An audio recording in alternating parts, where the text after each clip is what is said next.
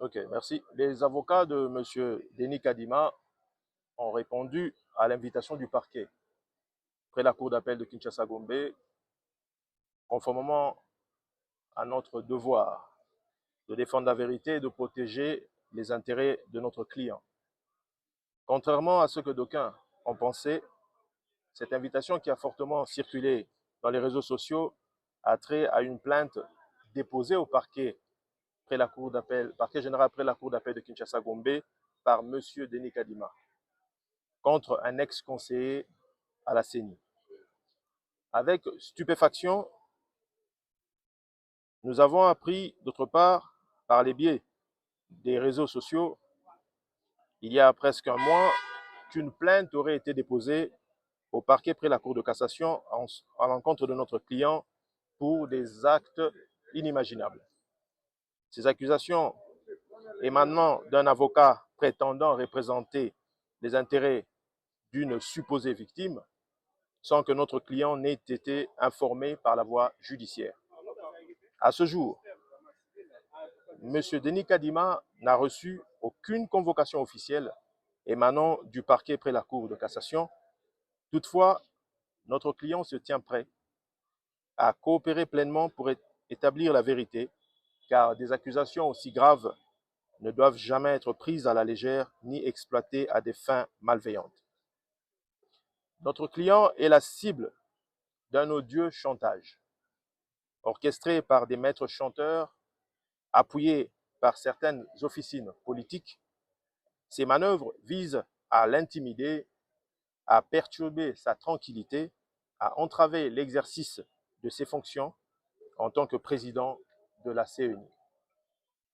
Nous, ces conseils, exprimons par ce mot notre profonde indignation face à cette campagne montée de toutes pièces pour le dénigrer.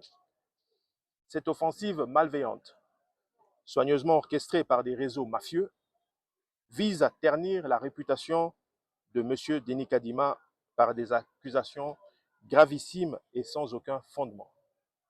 Il convient de rappeler que M. Denis Kadima est un leader reconnu pour son engagement en faveur de l'égalité des genres. Sous sa direction, la CENI a mis en œuvre des mesures concrètes pour promouvoir la participation des femmes dans le processus électoral et renforcer leur représentation dans les institutions publiques et leur rôle dans la société. En outre, il a activement contribué à l'amélioration du cadre juridique pour les droits politiques des femmes en République démocratique du Congo. Ces accusations fallacieuses ne sont rien d'autre qu'une tentative désespérée de détourner l'attention des avancées significatives réalisées dans la gouvernance électorale en République démocratique du Congo sous le leadership de M. Denis Kadima.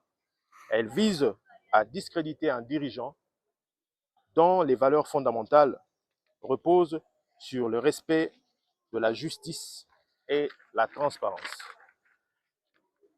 Nous invitons instamment les autorités judiciaires compétentes à faire toute la lumière sur ces allégations et à poursuivre ceux qui en sont les instigateurs. Malgré ces attaques, M. Denis Kadima reste fermement engagé à mener à bien sa mission au service de l'électorat congolais et du développement de la République démocratique du Congo. Nous appelons les médias et l'opinion publique à faire preuve de vigilance et de discernement face à ces manœuvres malveillantes, à ne pas se faire le relais de fausses informations et à préserver la dignité, l'intégrité des personnes injustement accusées. C'est aussi cela, le sens et l'essence même d'un état de droit. Nous vous remercions.